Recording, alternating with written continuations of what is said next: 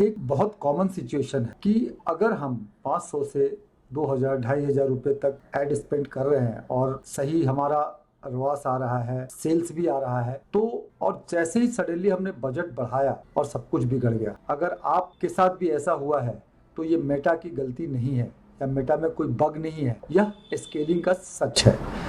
ज्यादातर store owners यही confuse हो जाते हैं कि लो बजट पर ऐड तो काम कर रहे थे तो लॉजिकली हायर बजट पे पर अच्छा काम करना चाहिए था, लेकिन नहीं कर रहा। लेकिन ठीक उल्टा हो गया और फिर सवाल आता है स्केलिंग गलत है या ऐड कहीं ब्रोकन हो गया है। सच ये है कि स्केल प्रॉब्लम क्रिएट नहीं करता, स्केल प्रॉब्लम एक्सपोज करता है। तो ये चीज ध्यान रखिएगा, जैसे स्केल करते हैं अगर कमी आती है तो इट डजेंट प्रॉब्लम क्रिएट नहीं करता, वो एक्सपोज करता है कि कहाँ कहाँ आपके स्टेप्स ब्रोकन हैं।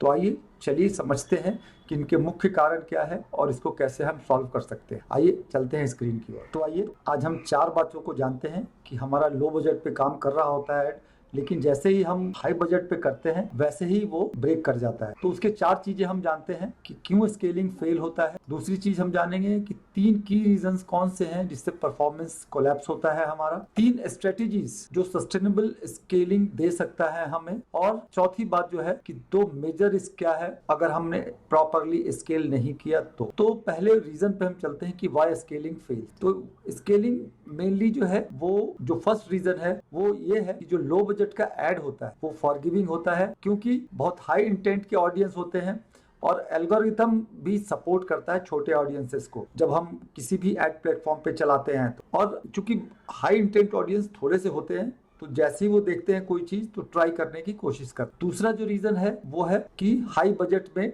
डिसिप्लिन इन्वायरमेंट होना चाहिए। सिस्टमिक जो हमारा सिस्टमिक वीकनेस है to spend more, the algorithm must target broader.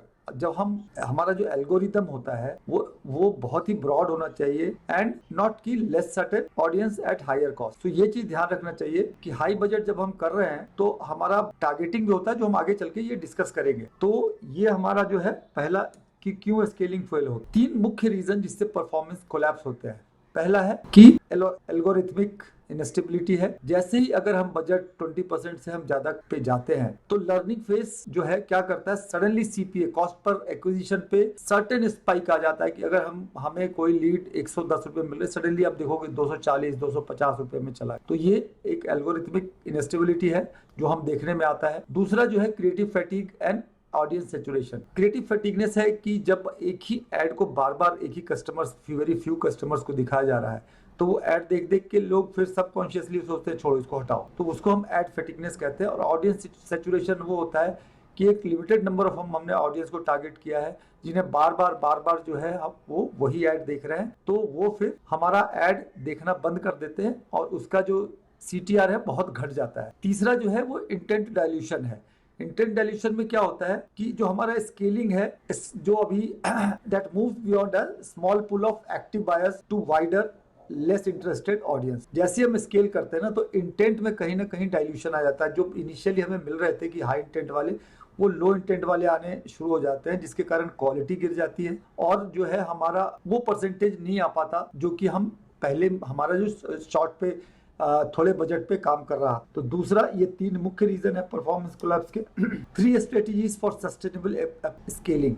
अगर आपको सस्टेनेबल स्केलिंग करना है तो आपको ये 3 बातों का ध्यान रखना होगा। पहला है adopt step wise vertical scaling. Vertical scaling समझते हैं कि बजट जो है 10/10% इंक्रीज करते जाए, ना कि एक बैग हमने जो है डबल कर दिया तो उससे डबल नहीं होने वाला है कि आपका जो आ रहा था वो ट्रैफिक डबल हो जाएगा। तो इस चीज का खास ख्याल रखें। दूसरा होता है हमारा क्रिएटिव वेलोसिटी। जो हम क्रिएटिव डाल रहे हैं उसकी वेलोसिटी हमें बढ़ानी पड़ेगी। क्यों? क्योंकि अब जो है क्रिएटिव में बड़े को जो हम टारगेट करते हैं तो उस तरीके से हमारा, जैसे हम इनिशियली जब लर्निंग फेज में या लो बजट पे जब हम टेस्ट कर रहे थे अपने क्रिएटिव्स को तो थोड़ा लेट से होता है क्योंकि हाई इंटेंट वाले आते हैं, लेकिन यहाँ पे आपको वेलोसिटी बढ़ाना पड़ेगा। और तीसरा जो है हॉरिजॉन्टल स्केलिंग करना होगा फॉर ग्रोथ। हमें केवल जो टारगेटिंग काम कर रहा था उसी पे नहीं काम करना, बाकी जो हॉरिजॉन्टल, बाकी जो इंटरेस्ट बेस्ड टारगेटिंग है वो हमें टेस्ट करते रहना होगा ताकि हम और ब्रॉडर तरीके से उसको स्केल कर पाएं। तो ये 3 चीजें बहुत ध्यान रखिएगा।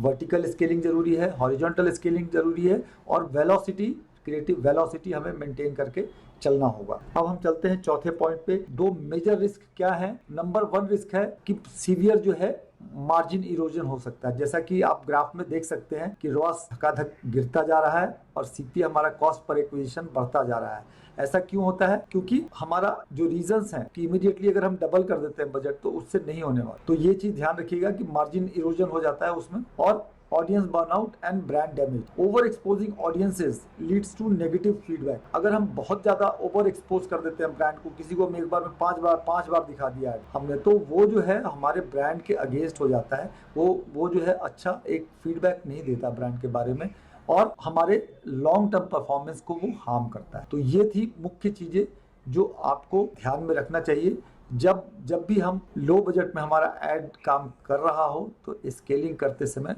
उसके सभी लेयर्स पे प्रॉपरली ध्यान दें। और यही स्टेज होता है जब मैं काम शुरू करता हूँ। Thank you. अगले वीडियो में फिर मिलते हैं।